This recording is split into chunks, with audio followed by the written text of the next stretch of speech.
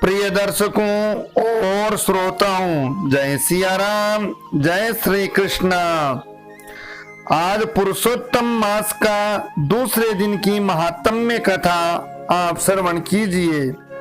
सुत जी कहने लगे कि हे ऋषियों, सुखदेव जी को राजा परीक्षित को श्रीमद् भागवत की कथा सुनाते हुए देखकर आया हूँ।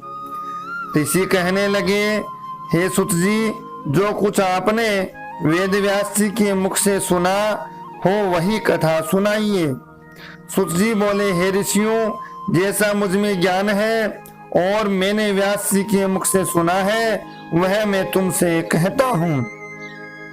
एक समय नारद जी विचरते हुए भगवान नारायण के निवास स्थान में पहुंचे। वहां पर भगवान के चरणों से अलकनंदा नदी बह रही थी।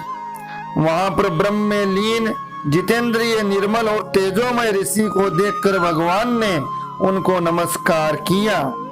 तब साष्टांग नमस्कार करके श्री विष्णु जी की स्तुति करते हुए नारद जी कहने लगे, हे देवाधिदेव, संसार के स्वामी, दया सिंधु, आप सत्यवादी हो, त्रिसत्य हो, सत्य के सार रूप सत्य से ही उत्पन्न हो और सत्य योनि हो, आपको नमस्कार है। हे भगवान, सब प्राणियों के हृदय विषयों में आसक्त हैं, स्त्री पुत्रादि के मोह में फंसे हुए गृहस्थी लोगों का हित करने वाला लाभदायक कथाव्रत कुछ विचार करके मुझे बतलाइए। मैं आपके मुखारविंद से कुछ सुनने के लिए ब्रह्मलोक से आया हूँ। नारद जी के ऐसे वचनों को सुनकर भगवान हंसकर नारद जी से कहने लगे कि हे नारद, भगवान श्री कृष्ण आदि की पुण्य कथा सुनो। हे तात, जगत के विधाता और उसको एक पल मात्र में नाश करने वाले, उनके कर्मों को कहने वाला पृथ्वी पर कौन समर्थ है। हे नारद जी, ऐसे भार युक्त कथा भी तुम जानते हो, परंतु फिर भी दरिद्रता को हरने वाला, यश और श्रेष्ठ पुत्रों को देने वाला, मोक्ष देने वाला तथा शीघ्र सेवन योग्य ऐसे अद्भुत पुरुषोत्तम मास, अधिक मास का महात्म्य को मैं कहता हूँ।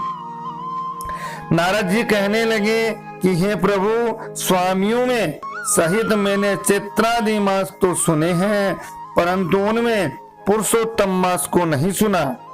ये पुरुषोत्तम मास कौन सा मास है, ये कैसे हुआ? हे कृपानिधे, ये सब आप मुझसे कहिए। इस मास का स्वरूप और विधान भी मुझसे कहिए। क्या करना चाहिए, स्नान कैसे करें, दान क्या करें, जप पूजा तथा उपवास आदि क्या साधन है, इसके अतिरिक्त और भी कोई सार हो तो सब बतलाइए। सुत जी कहने लगे कि हे ऋषियों, नारद जी के ऐसे जनहितकारक वचनों को सुनकर भगवान चंद्रमा के समान शीतल और शांत देने वाले वचन बोले। इस प्रकार से ये दूसरे दिन की कथा महात्म्य आपने सुना। आप कल तीसरे अध्याय की तीसरे दिन की महात्म्य कथा सुनेंगे। वीडियो को इसी प्रकार से अपना स्नेह प्रेम देते रहें। लाइक शेयर सब्सक्राइब जरूर करें। जय सिया राम, जय श्री कृष्णा।